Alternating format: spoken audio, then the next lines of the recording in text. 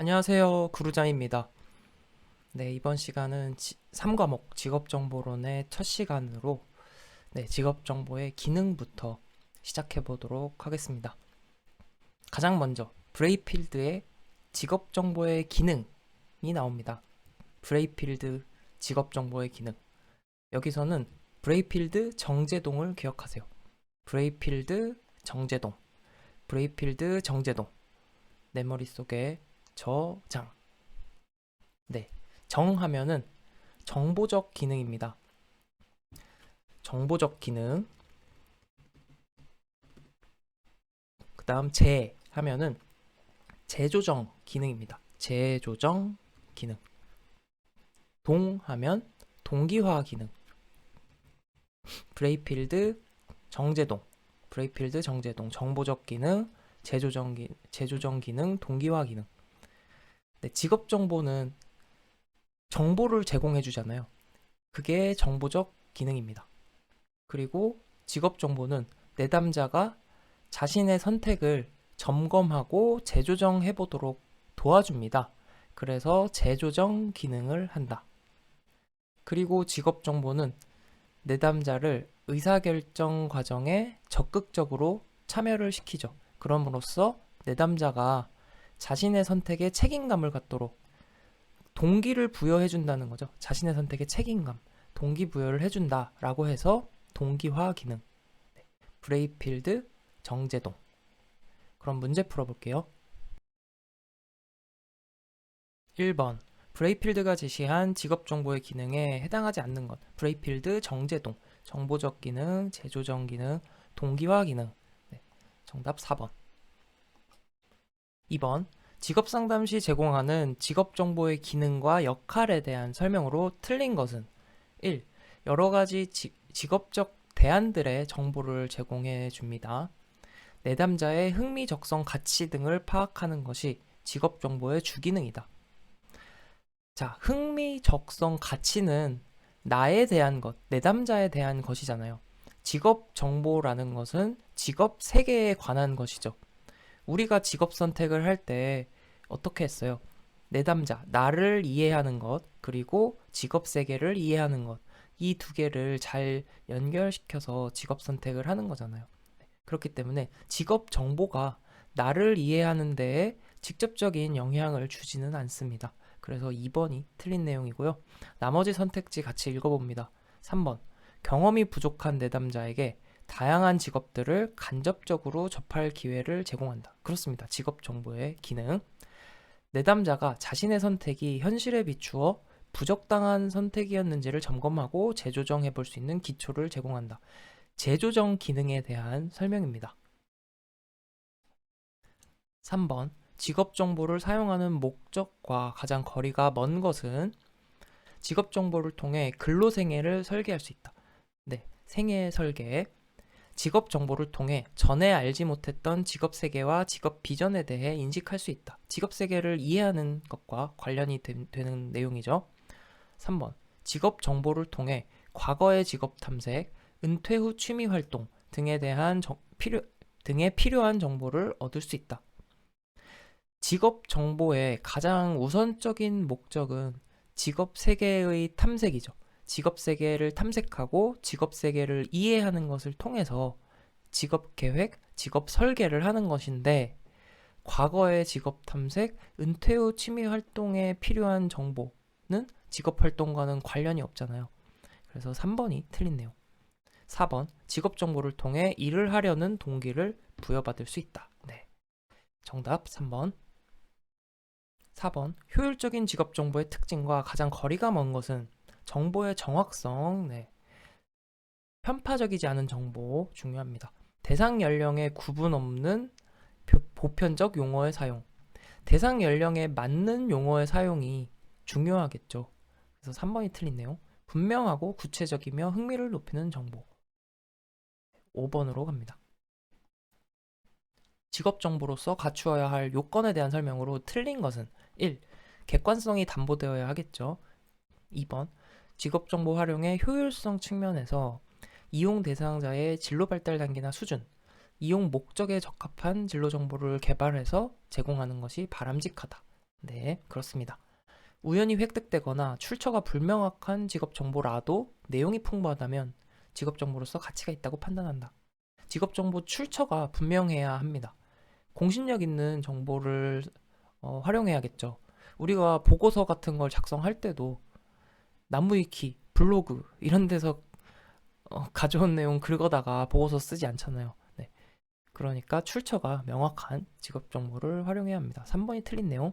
4번. 직업 정보는 개발 연도를 명시하여 부적절한 과거의 직업 세계나 노동시장 정보가 구직자나 청소년에게 제공되지 않도록 하는 것이 바람직하다. 그렇습니다. 그래서 가급적 이제 최신의 정보를 사용하라고 하잖아요. 그래서 네, 정답은 3번. 공공직업 정보와 민간직업 정보. 이 내용은 무조건 나온다라고 할 수 있습니다. 같이 살펴보면서 완벽하게 정리해 보도록 하겠습니다. 네, 공공, 민간. 공공의 정보, 민간의 정보는 목적이 다르잖아요. 그 목적의 차이를 생각하면서 정리를 하면 되겠습니다. 공공직업 정보는 공익의 목적이잖아요. 그러니까 공공직업 정보는 무료다. 그리고 조사 범위가 어때요? 전체를 포괄해야 합니다.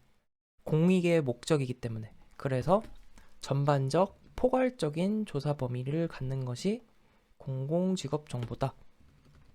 전반적 포괄적인 조사 범위. 그리고 공공직업 정보는 이 정보가 필요한 사람들이 자유롭게 활용할 수 있어야 하잖아요. 그러니까 직업 정보의 분류 기준이 어때야 돼요? 객관적이고 보편적인 분류 기준을 사용해야겠죠. 자유롭게 활용할 수 있으려면. 그래서 객관적, 보편적 분류 기준을 사용한다. 이렇게 객관적, 보편적 분류 기준을 사용하니까 관련 직업 정보 간 비교나 활용을 하는 데 있어서 더 쉽겠죠. 네. 그런 목적으로 객관적, 보편적 분류를 사용하는 것이고요.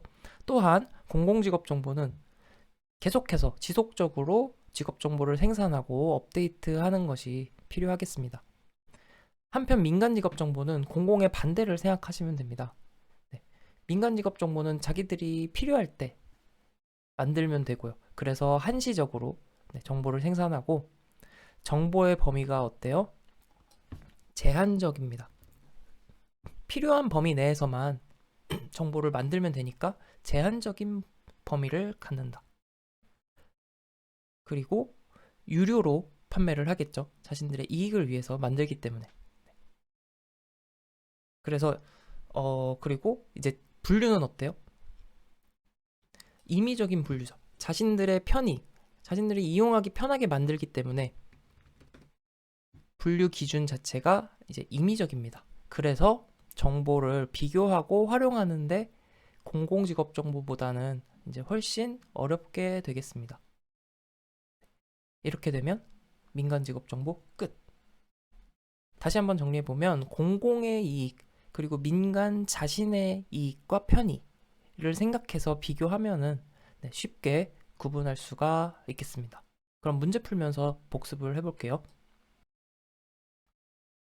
1번 민간직업정보와 공공직업정보의 일반적 특성에 대한 설명으로 틀린 것은 민간직업정보, 공공직업정보는 모두 유료로 구매하여 활용해야 한다. 공공직업정보는 공익의 목적, 무료라 그랬습니다. 그래서 1번이 틀린 내용. 나머지 선택지 같이 봅니다. 민간직업정보는 불연속적, 단기적, 필요할 때만 한시적으로 생산하고 공공직업정보는 연속적이고 장기적, 지속적으로 생산, 업데이트 된다. 3번 민간직업정보는 다른 정보와의 연계 및 비교 가능성이 낮다. 왜냐하면 임의적 기준을 사용해서 만들기 때문에. 하지만 공공직업정보는 다른 정보와의 연계, 비교 가능성이 높죠. 왜냐하면 객관적, 보편적 분류 기준을 사용하니까 자유롭게 원하는 사람들은 활용할 수 있습니다. 4번 민간 직업 정보에 조사 수록되는 직업의 범위는 제한적인 경우가 많죠. 필요에 따라서 범위를 선택하니까 제한적인 범위. 하지만 공공직업 정보는 전체를 포괄한다. 그래서 포괄적인 경우가 많습니다.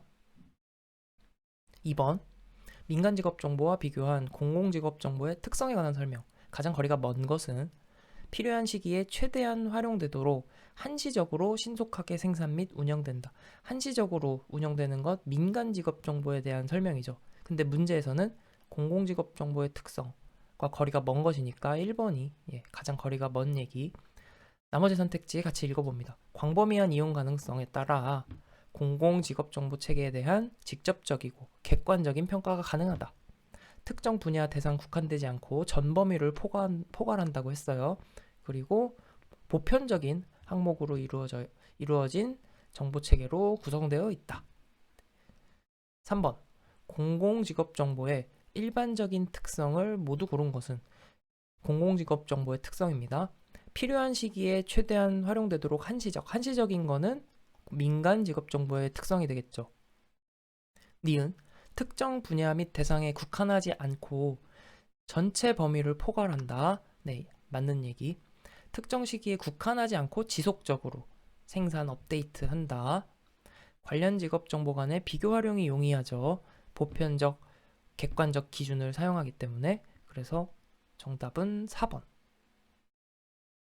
4번. 공공직업 정보의 일반적인 특성에 대한 설명으로 틀린 것은 공공직업 정보는 전 산업, 전 직종을 대상으로 지속적으로 조사한다. 보편적 항목으로 이루어진 기초 정보가 많다. 직업 간 비교가 용이하겠죠? 보편적, 객관적 기준. 단시간에 조사하고 특정 목적에 맞게 제한적으로 선택한다.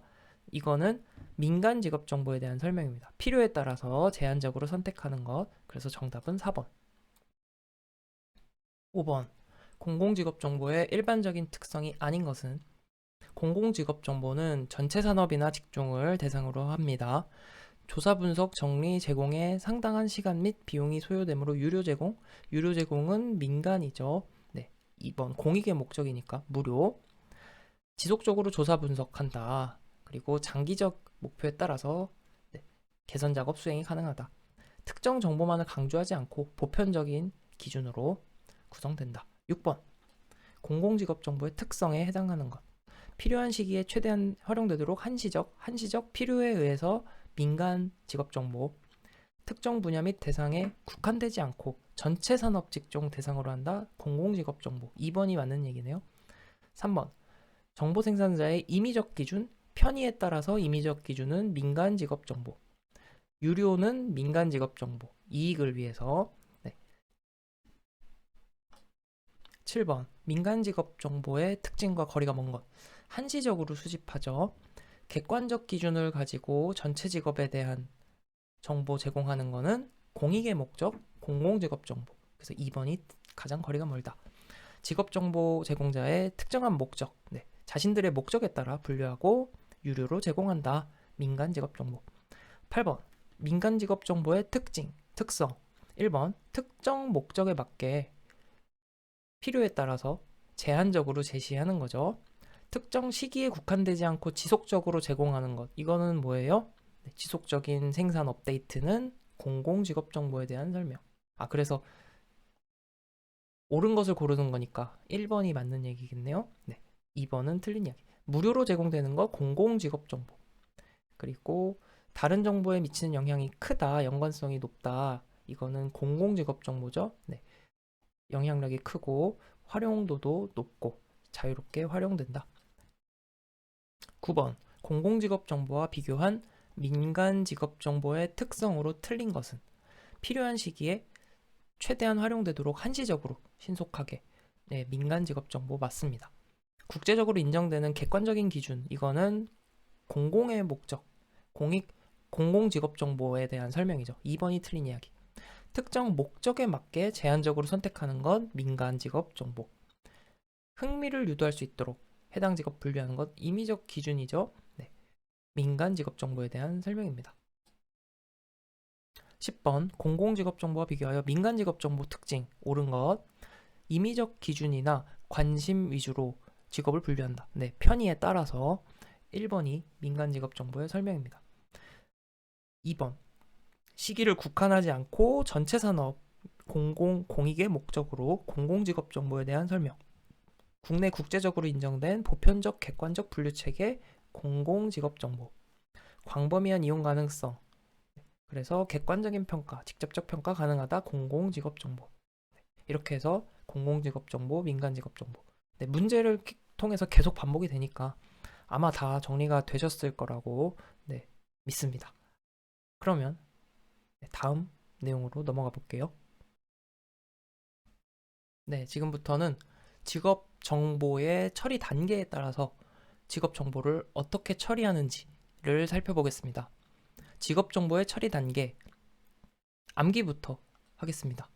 직업 정보는 촉촉해요. 그래서 수분 가공 체계 재축평. 직업 정보는 촉촉해요. 수분 가공 체계 재축평.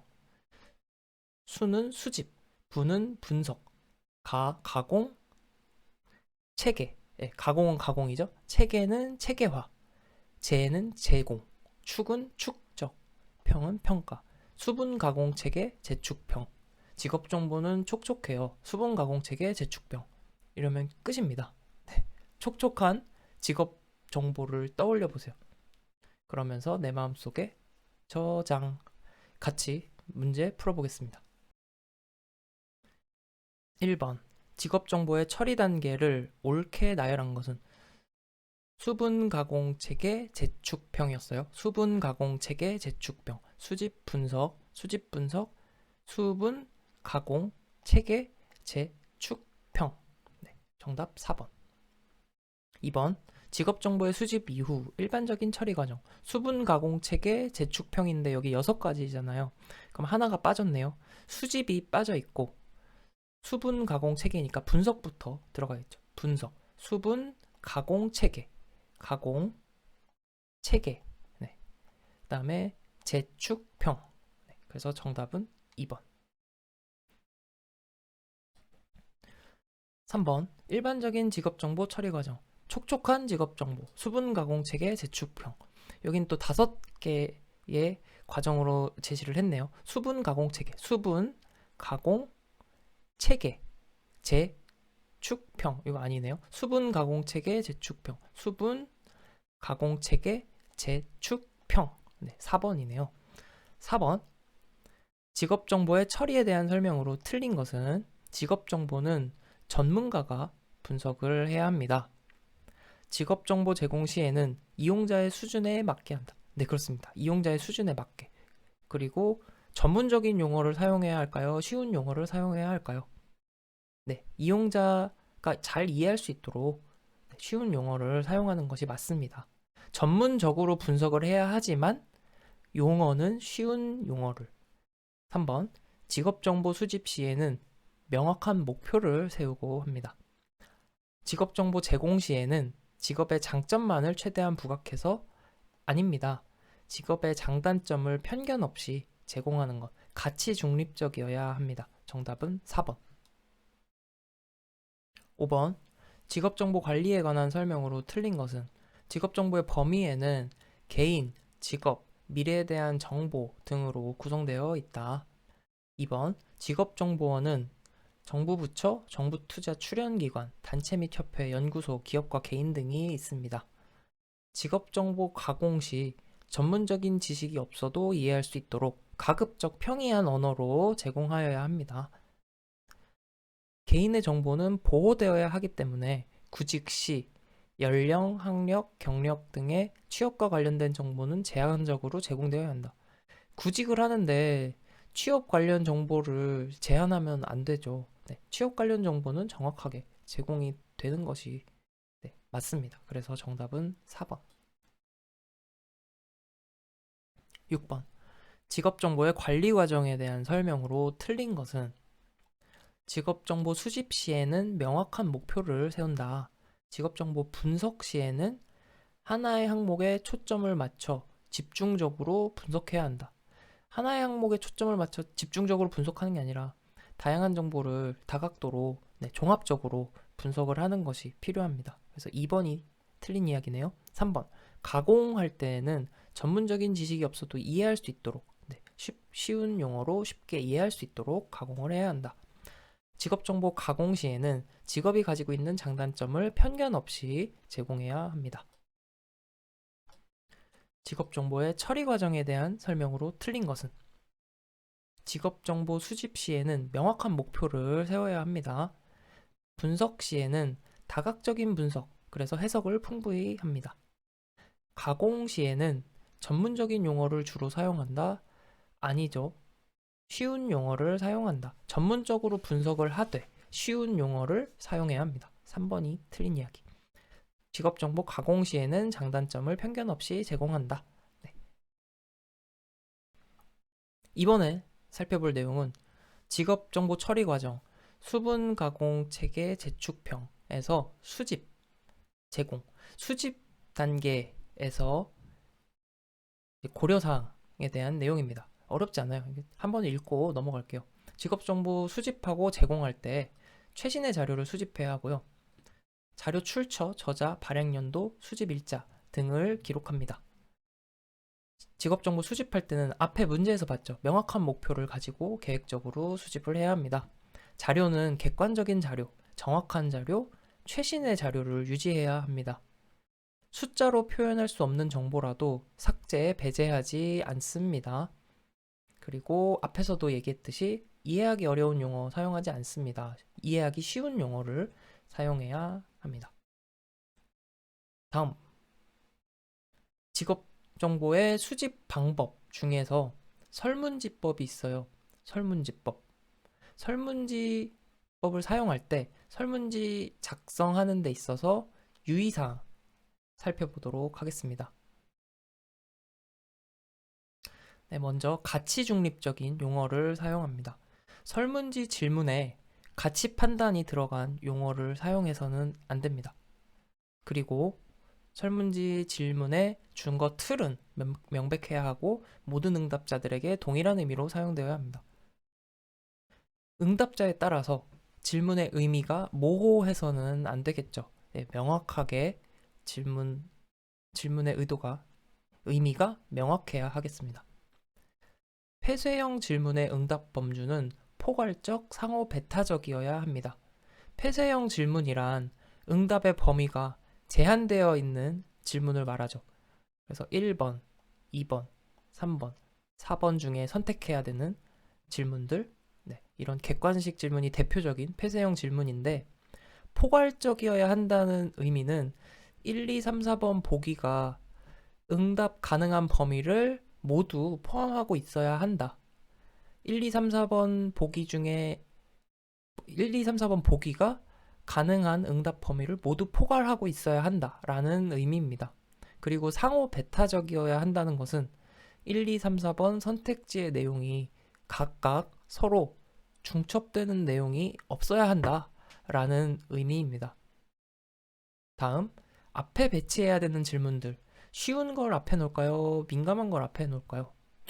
네. 보통 우리가 대화를 할 때도 부탁을 할 때도 쉬운 부탁부터 먼저 하잖아요. 마찬가지입니다. 질문을 할 때도 쉬운 질문부터 해서 네, 벽을 낮추는 것이 중요하겠죠. 그래서 쉬운 질문을 앞에 배치하고 계속적인 기억이 필요한 질문을 앞에 배치합니다. 뒤에 배치하는 것은 민감한 질문을 뒤에 배치하고 개방형, 폐쇄형 질문 중에는 네, 마찬가지 개방형 질문을 뒤에 배치하는 것이 더 좋겠습니다.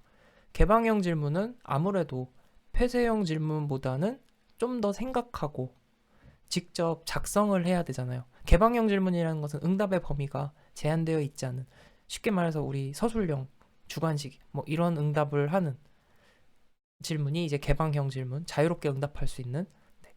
그렇기 때문에 아무래도 뒤에 배치하는 것이 더 좋겠습니다. 그리고 특별한 질문은 일반 질문 뒤에 놓는다. 특별한 질문이라는 것은 특수 질문을 의미합니다. 특수한 경우에 해당할 때에만 응답하는 질문들이 있잖아요. 좀 더 구체적으로 물어보는 이런 질문은 이제 일반 질문 뒤쪽에 배치를 합니다. 네, 또 다른 직업정보 수집 방법으로는 내용 분석법이 있습니다. 내용 분석법은 문헌 연구의 일종입니다. 문서 매체를 통해서 자료를 수집하는 방법이에요. 그러니까 문서 자료를 통해서 자료를 수집한다. 내용 분석법은 문서를 통해서 수집하는 것이기 때문에 정보 제공자의 반응성을 유발하지 않는다라는 장점이 있습니다. 이 워딩을 잘 정리를 해두세요. 정보 제공자의 반응성을 유발하지 않는다라는 장점이 있다. 그리고 문서로 조사를 하기 때문에 시간의 흐름에 따른 소급조사, 종단 연구가 가능하고 재조사도 가능하다는 장점이 있습니다. 그리고 무엇보다도 시간 비용을 절약할 수 있겠죠. 네. 그 다음 설문지법, 내용분석법 받고 이번에는 이제 면접법, 면접을 통해서도 자료를 수집할 수가 있겠습니다.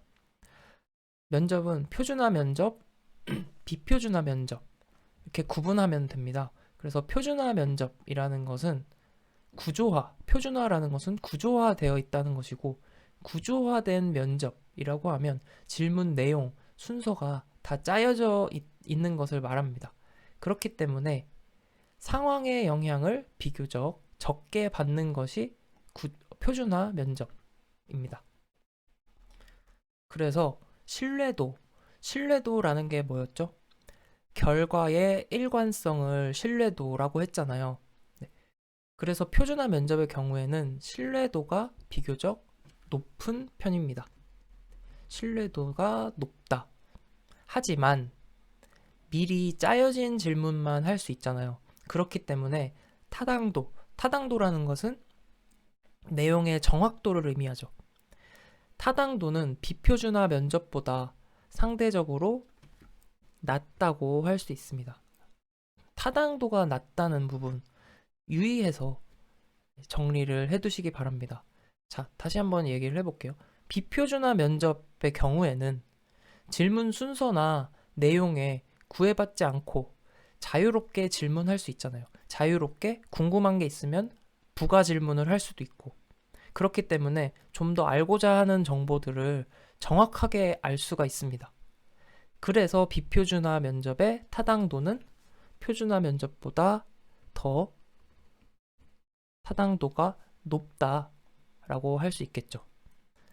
반면 비표준화 면접의 경우에는 표준화 면접에 비해서 신뢰도는 낮겠죠. 왜냐하면 질문 자체가 구조화되어 있거나 이제 틀이 잡혀 있는 게 아니기 때문에 응답 결과의 일관성에 있어서는 표준화 면접보다 낮다라고 할 수 있겠습니다.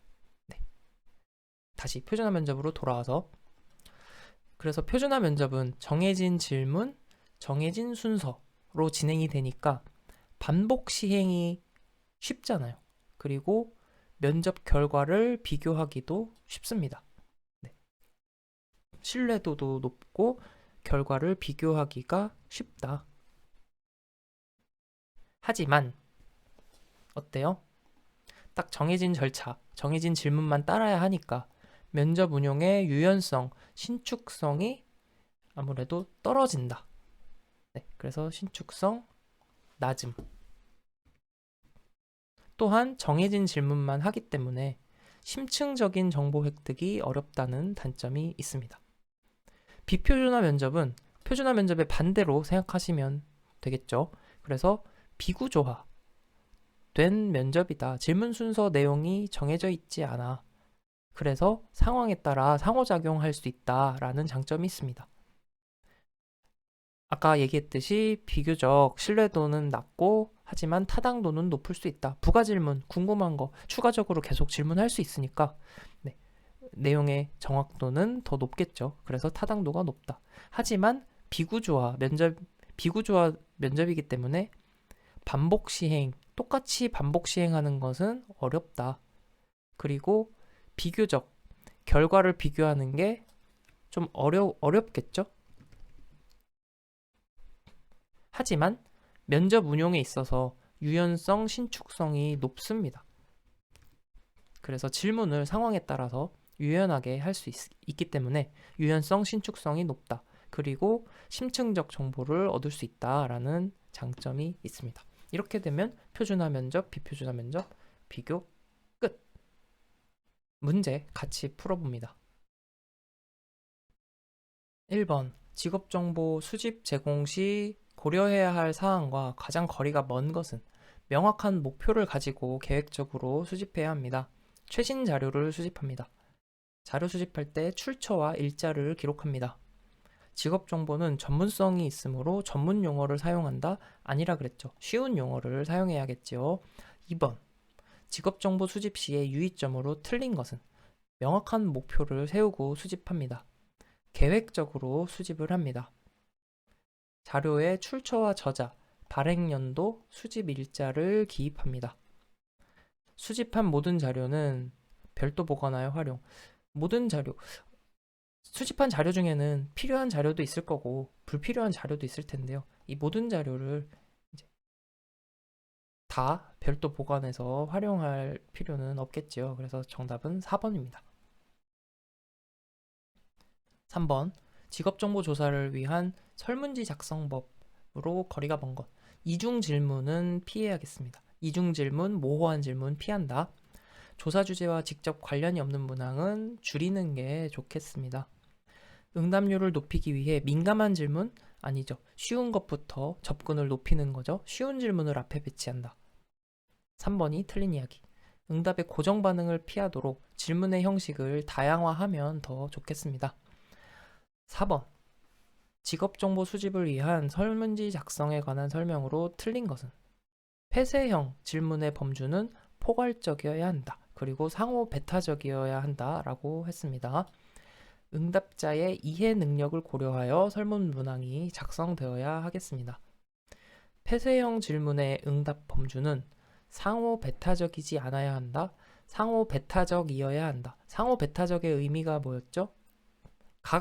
각각의 응답 1, 2, 3, 4번이 있으면 1, 2, 3, 4번이 서로 중첩되는 내용이 없어야 한다. 서로 배타적이어야 한다라는 의미였습니다. 네, 3번이 틀린 이야기. 이중 질문 배제되어야 합니다. 5번. 재직자 대상 설문조사를 통해 직업 정보를 수집하고자 한다. 설문지 질문 순서 관한 설명으로 틀린 것은 1. 특수한 것을 먼저 묻고 그 다음에 일반적인 것을 질문한다. 일반적인 걸 먼저 묻고 그 다음 특수한 것을 묻는 것이 좋겠지요. 그래서 1번이 틀린 내용. 질문 내용은 가급적 구체적인 용어, 구체적으로 명확하게 모호하지 않아야 합니다. 개인 연봉에 관한 질문, 민감한 질문은 가급적 뒤로 배치를 합니다. 질문은 논리적 순서에 따라 자연스럽게 배치하는 것이 좋습니다. 6번. 질문지를 사용한 조사를 통해 직업 정보를 수집하고자 한다. 질문지 문항 작성 방법, 틀린 것은 객관식 문항의 응답 항목은 상호 배타적이어야 한다. 폐쇄형 질문, 상호 배타적, 포괄적. 2번. 응답하기 쉬운 문항일수록 설문지의 앞에 배치하는 것이 좋다. 그렇습니다. 쉬운 문항은 앞에 배치한다. 신뢰도 측정을 위해 짝으로 된 문항들은 함께 배치하는 것이 좋다. 신뢰도를 측정한다는 것은 응답의 일관성을 보는 것이잖아요. 응답의 일관성. 그래서 문항 짝이 있을 텐데 비슷하게 만들어진 같은 것을 측정하는 문항들이 있을 텐데 이거를 같이 배치해 놓으면 응답자가 다 알잖아요. 그러니까 멀리 떨어뜨려 놓는 것이 좋겠죠. 이 사람 응답의 일관성을 보려면 유사한 같은 문항을 서로 떨어뜨려 놔야 신뢰도 측정에 더 효과적입니다. 그래서 3번이 틀린 이야기. 이중 질문과 같은 유도 질문은 피하는 것이 좋다. 7번으로 갑니다. 정보 수집을 위한 서베이 조사, 설문지 조사를 말합니다. 틀린 것은 서베이 조사라면 이제 설문지뿐만 아니라 뭐 여기 나오는 면접, 전화 이런 걸 다 포함하는 조사라고 할 수 있겠습니다. 그래서 면접 조사는 우편 조사에 비해 비언어적 행위의 관찰이 가능하다. 그렇죠. 대면해서 조사를 하니까. 일반적으로 전화 조사는 면접 조사에 비해 면접 시간이 길다. 직접 대면하는 면접 조사가 더 시간이 길겠죠. 전화는 비교적 짧습니다. 2번이 틀린 내용. 질문의 순서는 응답률에 영향을 줄 수 있다. 그래서 쉬운 질문은 앞에 놓고 민감한 질문은 뒤에다 배치를 한다. 폐쇄형 질문의 응답 범주는 상호 배타적, 포괄적이어야 한다. 정답 2번. 8번. 질문지를 활용한 면접 조사를 통해 직업 정보를 수집할 때 면접자가 지켜야 할 일반적 원칙으로 틀린 것은 질문지를 숙지해야겠죠. 면접자는. 그리고 응답자와 친숙한 분위기를 형성해야 합니다. 개방형 질문인 경우에는 응답 내용을 해석 요약하여 기록해야 한다. 개방형 질문인 경우에는 응답 내용을 그대로, 최대한 그대로 정확하게 있는 그대로 기록하는 것이 좋습니다. 그래서 3번이 틀린 이야기. 면접자는 응답자가 이질감을 느끼지 않도록 복장이나 언어 사용에 유의해야 하겠습니다. 9번. 다음 중 면접을 통한 직업정보 수집 시 개방형 질문을 사용하기에 적합하지 못한 경우는 응답자에 대한 사전 지식의 부족으로 응답을 예측할 수 없는 경우. 네, 그렇습니다. 특정 행동에 대한 동기 조성과 같은 깊이 있는 내용을 다루고자 하는 경우 개방형 질문을 사용합니다. 숙련된 전문 면접자보다 자원봉사자에 의존하여 면접을 실시하는 경우. 이건 아니죠. 네. 오히려 자원봉사자에 의존하여 면접을 실시하는 경우에는 응답 범위가 제한되는 폐쇄형 질문이 오히려 더 낫겠습니다. 그래서 3번이 적절하지 않고요. 응답자들의 지식 수준이 높아 면접자의 도움 없이 독자적으로 응답할 수 있으면 개방형 질문을 해도 되겠죠. 10번. 직업정보 수집 방법으로서 면접법에 관한 설명으로 가장 적합하지 않은 것은 표준화 면접은 비표준화 면접보다 타당도가 높다.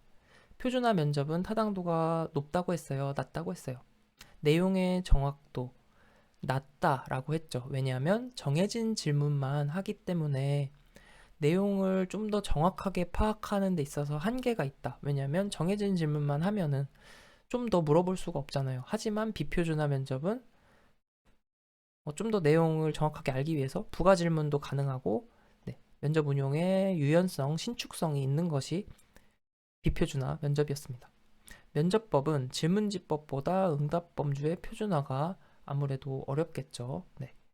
면접법은 질문지법보다 제3자의 영향을 배제할 수 있다. 네.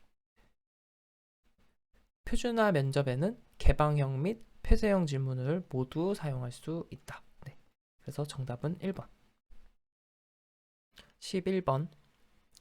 다음은 직업정보 수집을 위한 자료 수집 방법을 비교한 표이다. 괄호에 알맞은 것. 비용이 높음, 보통. 자, 전화, 우편, 면접 조사가 있는데 이 셋 중에서 전화, 우편, 면접 조사 중에 비용이 가장 많이 드는 건 뭘까요? 직접 만나서 하는 게 비용이 많이 들겠죠. 그러면 기억은 면접 조사가 되겠네요. 네, 기억은 면접 조사. 그리고 여기 보시면 응답률을 볼게요. 응답률을 보면 면접은 응답률이 가장 높겠죠. 대면해서 응답을 하니까 응답을 회피하기가 어렵습니다. 그리고 보통 낮음. 그럼 어떤 게 더 응답률이 높은 거예요? 네, 니은이 응답률이 더 높은데 우편 조사와 전화 조사 중에서 우편으로 조사하는 것과 전화로 조사하는 것 응답률이 더 높은 게 뭐예요? 전화로 하는 게 아무래도 우편보다 더 응답이 높겠죠? 그래서 니은이 전화조사, 그러면 디귿이 우편조사. 네, 이렇게 되겠죠. 그래서 정답은 3번. 12번. 내용 분석법을 통해 직업 정보를 수집할 때 내용 분석법이 뭐였죠? 문헌 연구의 일종이라고 했습니다. 문서 자료. 정보 제공자의 반응성이 높다? 아니죠. 정보 제공자의 반응성이 낮다라는 특징이 있었습니다. 그래서 1번이 틀린 이야기. 장기간의 종단 연구가 가능하다라고 했어요. 문서를 확인하는 것이기 때문에 재조사가 가능하다. 그리고 소급조사가 가능하다. 13번. 서울시 마포구 주민 중 일부를 사전에 조사 대상으로 선정을 해요. 그리고 이들을 대상으로 6개월이나 1년 단위로 고용 현황 등 직업 정보를 반복해서 수집하는 조사 방법. 네, 이렇게 조사 대상으로 선정된 사람들을 패널이라고 하죠. 그리고 이 패널들을 대상으로 정기적으로 반복 수집하는 것 패널 조사라고 합니다. 문제를 통해서 정리를 해두시기 바랍니다. 14번. 직업정보 수집 시 2차 자료의 원천에 해당하지 않는 것은 2차 자료라는 것은 누군가가 수집, 가공, 분석, 누군가가 만들어 놓은 자료를 말해요. 1차 자료라고 하면 내가 직접 수집, 분석, 가공한 게 1차 자료라면 2차 자료는 이미 누군가가 수집, 분석, 가공되어 있는, 해놓은 그런 이미 만들어져 있는 자료를 2차 자료라고 합니다. 그래서 대중매체, 공문서, 공식 기록, 민간 부문 문서 이런 것들은 누군가가 만들어 놓은 자료들이잖아요. 그런데 직접 수행한 심층 면접 자료, 내가 직접 만든 자료죠. 1차 자료라고 할 수 있겠습니다. 15번. 직업정보 수집 시 2차 자료 유형을 모두 고른 것. 고용정보원에서 발행하는 직업사전. 네, 누군가 만들어 놓은 자료. 통계청에서 실시한 고용조사 결과. 통계청에서 만들어 놓은 거. 산업인력공단에서 제공하는 국가기술자격 통계정보. 마찬가지죠. 워크넷에서 제공하는 직업별 탐방기. 네, 이미 만들어져 있는 누군가가 수집 수가공한 자료들입니다. 그래서 정답은 4번. 16번. 직업정보의 수집 방법 중 기존 자료에 의한 수집 방법이 아닌 것은 각종 통계조사, 업무 통계, 네, 기존 자료죠. 보도기사 마찬가지, 구직표, 구인표 모두 이제 기존 자료에 의한 수집 방법인데 직업안정기관 이용자로부터 수집은 이제 직접 수집을 하는 거죠. 그래서 4번이 기존 자료에 의한 수집 방법이 아니다라고 볼 수 있겠습니다. 여기까지 해서 직업 정보의 수집 관련된 내용들을 살펴봤습니다. 네. 직업 정보의 처리 과정 다시 한번 리마인드를 해볼까요? 직업 정보 촉촉하다고 했어요. 촉촉한 직업 정보. 수분 가공 체계 재축평. 수분 가공 체계 재축평. 그래서 방금은 이제 직업 정보 수집에 관한 문제들이었고, 지금 이제 풀어볼 문제들은 직업 정보의 분석, 가공에 대한 내용들입니다. 바로 문제풀이 하면서 정리해 볼게요. 1번. 직업 정보 분석에 관한 설명으로 틀린 것은 직업 정보는 직업 전문가에 의해서 분석이 되어야 한다. 전문가에 의해 분석이 되고 전문적인 용어로 설명을 해야 할까요? 쉬운 용어로 해야 할까요?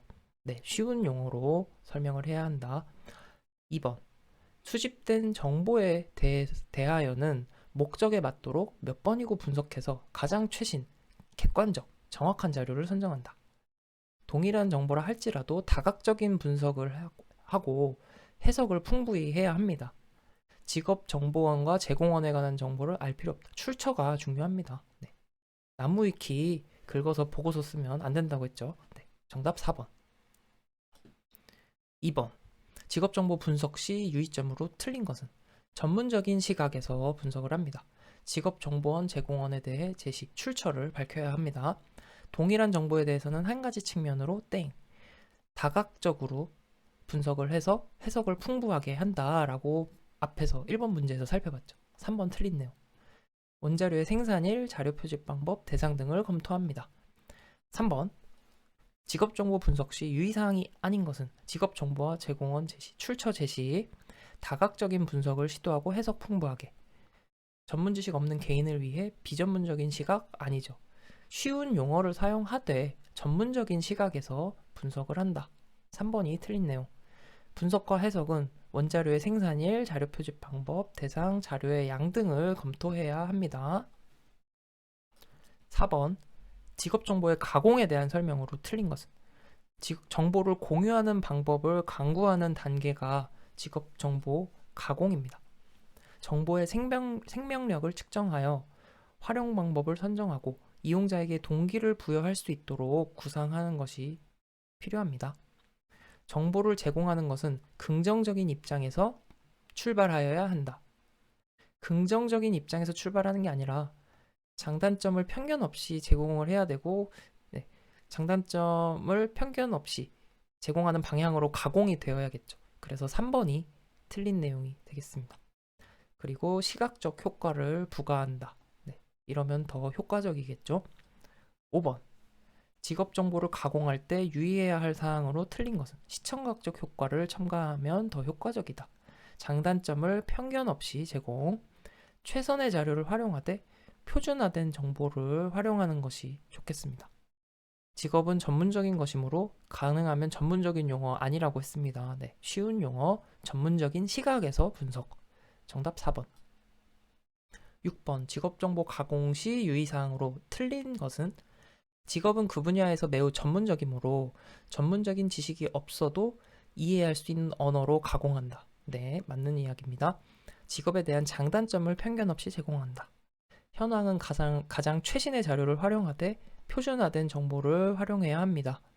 시청각 효과를 부여하면 혼란이 발생되기 때문에 가급적 삼간다? 아니죠. 시청각 효과를 부여하면 좀 더 이해하기가 편할 수 있기 때문에 효과적으로 잘 활용하는 것이 중요합니다. 정답 4번. 7번. 직업정보 가공 시의 유의점에 대한 설명으로 틀린 것은 직업정보의 이용자는 일반인이므로 이용자 수준에 맞는 언어로 가공합니다. 직업에 대한 장점만 제공한다, 장단점을 편견 없이 제공해야 한다라고 했습니다. 2번이 틀린 이야기. 가장 최신의 자료를 사용하고 표준화된 정보를 활용합니다. 객관성이 없는 정보는 활용해서는 안 되겠습니다. 8번. 고용정보의 가공 분석 시 유의사항으로 틀린 것은 1번. 변화 동향에 유의할 것. 네, 변화 동향에 유의해야 합니다. 정보의 가공과 분석 목적을 명확히 해야 합니다. 숫자로 표현할 수 없는 정보는 배제할 것 아니죠. 배제하지 않는다라고 했죠. 숫자로 표현할 수 없더라도 배제하지 않는다. 3번이 틀린 이야기. 다른 통계와의 관련성과 여러 측면을 고려해서 정보를 가공 분석해야 하겠습니다. 9번. 직업정보의 가공에 대한 설명으로 적합하지 않은 것은 효율적인 정보 제공을 위해 시각적 효과를 부과하면 좋겠습니다. 정보를 공유하는 방법과도 연관이 되어 있죠. 왜냐하면 가공을 한 자료가 이제 제공이 되니까요. 긍정적인 정보를 제공하는 입장에서 출발해야 한다. 아니라 그랬죠. 네. 장단점을 편견 없이 가치 중립적이어야 합니다. 그래서 3번 틀린 이야기. 정보의 생명력을 측정하여 활용 방법을 선정합니다. 그리고 이용자에게 동기를 부여할 수 있도록 구상한다. 네, 그래서 정답은 3번. 여기까지 해서 이제 직업 정보의 가공 관련된 내용, 분석 가공에 대한 내용이었습니다. 네, 직업 정보의 처리 과정. 직업 정보는 촉촉하다. 수분 가공 체계 재축평이었잖아요. 그래서 지금까지 살펴본 게 수집, 분석, 가공, 수분 가공 체계 재축평인데 지금 이제 제공 단계에 관한 내용입니다. 그래서 가공까지 마치고서 직업 정보를 제공할 때 제공 유형별 특징에 대한 내용입니다. 자, 인쇄물로 제공할 때 면접으로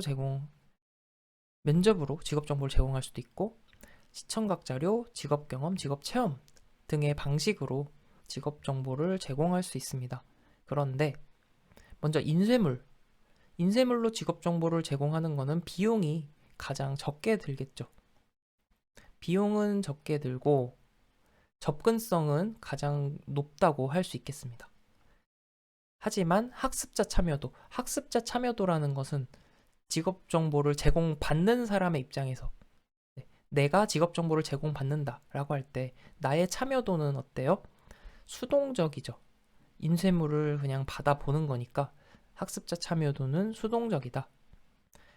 면접을 통한 직업 정보 획득을 보면은 면접도 이제 상대적으로 비용이 적게 드는 편이라고 할 수 있습니다.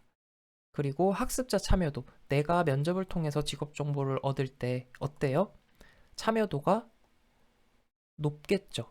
면접을 통해서 적극적으로 참여한다고 할 수 있겠습니다. 그래서 적극. 하지만 면접을 통한 직업 정보 획득은 아무래도 접근이 어렵잖아요. 제한적이다. 접근성이. 시청각 자료. 비용이 많이 듭니다. 시청각 자료 만드는 비용이 많이 들죠. 네. 그리고 학습자의 참여도는 상대적으로 수동적입니다. 그냥 이제 눈으로 보고 듣는 거니까요. 그리고 접근성은 제한적이다. 마찬가지 직업 경험할 기회는 상대적으로 적잖아요. 네. 그리고 하지만 이제 직접 참여하기 때문에 직접 경험하면서 직업 정보를 얻을 수 있기 때문에 참여도는 적극. 비용은 어때요? 네, 직업 경험 비용은 많이 듭니다. 직업 체험 마찬가지 비용 많이 들고 참여도는 높죠. 학습자 참여도는 높지만 접근성 마찬가지 직업 경험과 마찬가지로 접근성은 제한적이다. 네, 이렇게 정리할 수 있겠습니다. 뭐 어려운 내용 아니니까요. 한번 읽어보시고 같이 문제 풀어봅니다.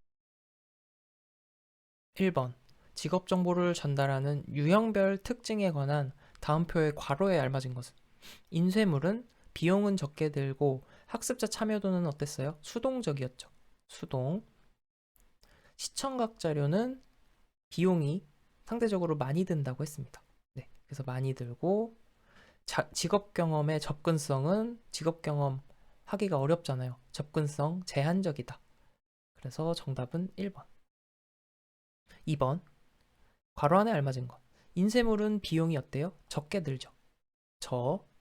그리고 면접은 학습자의 참여도가 높은 편입니다. 그래서 적극적이다.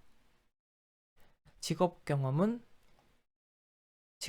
해보는 게 어렵잖아요. 접근성이 낮다, 제한적이다.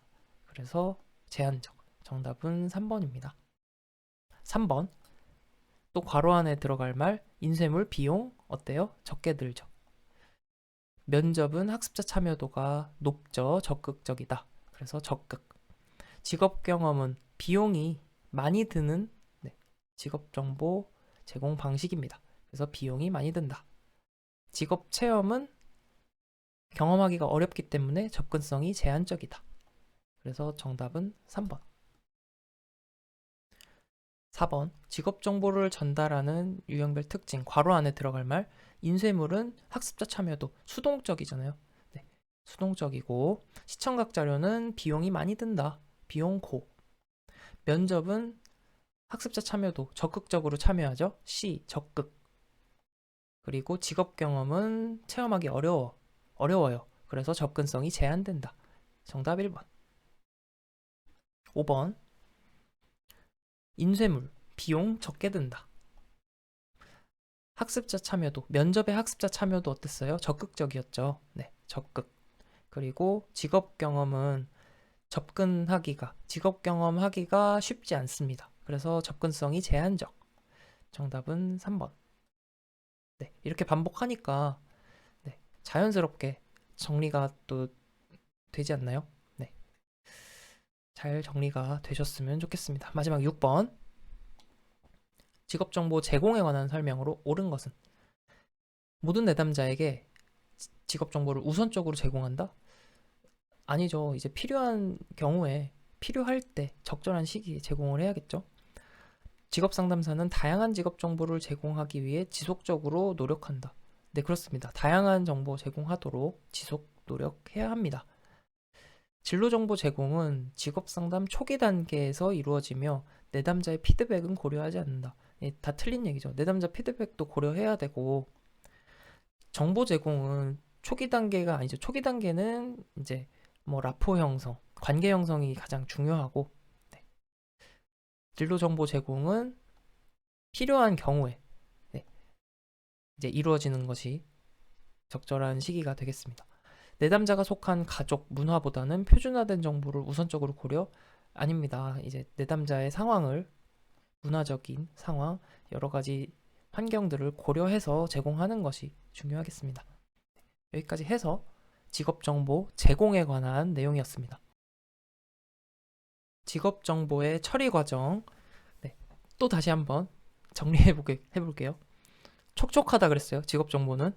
그래서 수분 가공 체계 재축평. 그래서 지금 평가 단계까지 왔습니다. 마지막 평가 단계 문제 풀어봅니다. 1번 직업정보의 일반적인 평가 기준과 가장 거리가 먼 것은 어떤 목적으로 만든 것인가? 얼마나 비싼 정보인가? 누가 만들었나? 언제 만들었나? 네, 비싼 정보인가는 가장 거리가 먼 것입니다. 그래서 이제 어떤 목적으로 만들어졌는지, 누가 만들었는지, 언제 만들어졌는지 여기에 또 추가적으로 어느 곳을 대상으로 한 것인지 네, 자료를 어떻게 수집하고 제시했는지, 네, 이런 내용들이 이제 평가 기준이 됩니다. 2번. 앤드루스가 제시한 정보의 효용에 해당하지 않는 것은, 네, 장형시, 장소, 형태, 시간 효용에 대해서 이야기를 했고, 통제 효용은 해당되지가 않습니다. 네, 요거 관련된 내용은 이제 그래도 간단히만 이제 언급을 해보면, 효용이라는 것을 이제 네 가지 효용으로 그 정보의 효용을 설명했어요. 그래서 먼저 시간 효용이라고 하면은 정보를 필요할 때에 사용할 수 있는지, 필요할 때 사용할 수 있으면 이제 시간 효용이 있다라고 볼 수 있습니다. 그리고 장소 효용이라고 하면 정보에 대한 접근성을 말합니다. 그래서 정보에 대한 접근, 전달이 용이한지를 보는 것입니다. 그래서 예를 들면 온라인 정보 시스템, 이런 시스템은 이제 정보의 효용 중에 장소 효용이 굉장히 높은 경우라고 할 수 있겠습니다. 그리고 형태 효용이라는 것은 정보의 형태가 얼마나 효용이 있는지를 말하는 겁니다. 정보의 형태가 사용자가 원하는 대로, 사용자가 요구하는 대로 잘 만들어져 있는지, 효용이 있는지를 보는 것이 이제 형태 효용입니다. 여기에 하나 더 소유 효용이라고 있는데, 정보를 갖고 있는 자, 정보 소유자가 타인에 대한 정보 전달을 이제 통제할 수 있는지, 그러니까 정보 소유자가 자신이 그 정보를 갖고 있는 소유에 대해서 효용이 있는지, 정보에 그만한 가치가 있는지를 보는 의미하는 것이 소유 효용입니다. 그래서 어쨌든 뭐 출제가 거의 되지는 않았습니다. 장형시 기억을 해두시고 통제 효용은 해당되지 않는다. 이렇게 하면은 직업정보 평가 관련된 문제들 다 풀어봤습니다. 네, 이제 마지막입니다. 직업정보 관련된 종합 문제 풀고 마무리하도록 하겠습니다. 1번. 직업정보에 대한 설명으로 틀린 것은, 직업정보는 경험이 부족한 내담자들에게 다양한 직업을 접할 기회를 제공해 줍니다. 간접 경험할 수 있겠죠. 직업정보는 수집, 체계화, 분석, 수분 가공 체계 재축평. 직업정보는 촉촉해요. 이쯤 되면 이제 여러분들 이번 영상 쭉 봐오신 분들은 이제 암기가 되셨을 거라고 저는 믿습니다. 아직 안 되셨다면 제가 마음이 약간 슬프지만 괜찮습니다. 지금 다시 암기를 하시면 돼요. 수분 가공 체계 재축평. 그래서 수분 가공 체계, 체계화가 여기로 들어가야겠죠? 수분 가공 체계 재축평. 그래서 2번이 틀린 얘기. 직업 정보를 수집할 때 항상 최신의 자료를 유지해야 합니다. 그리고 동일한 정보를 할지라도 다각적으로 분석하고 해석을 풍부하게 한다. 네, 정답 2번. 다음 2번. 직업 정보에 대한 설명으로 틀린 것은, 현재 고려 중인 직업의 선택수를 줄이기 위해서 사용할 수 있다. 그렇습니다. 네, 직업 선택 과정에서 활용한다는 것이죠. 직업 정보를 제공하는 인쇄 매체는 직업 체험보다 학습자 참여도가 수동적이다. 그렇죠. 인쇄 매체는 그냥 읽는 자료니까 학습자 참여도는 수동적이겠죠. 직업 정보를 수집할 때는 항상 최신의 자료인지 확인합니다.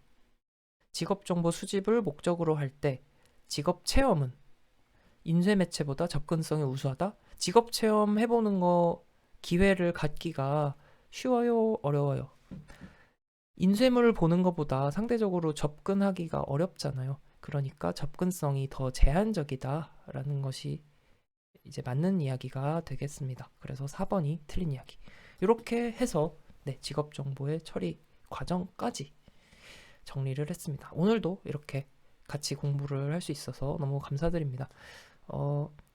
공부한 내용 간단하게 이제 잘 정리를 하시고 구독, 좋아요도 눌러주시면 감사하겠습니다. 다음 영상으로 또 다시 돌아올게요. 감사합니다.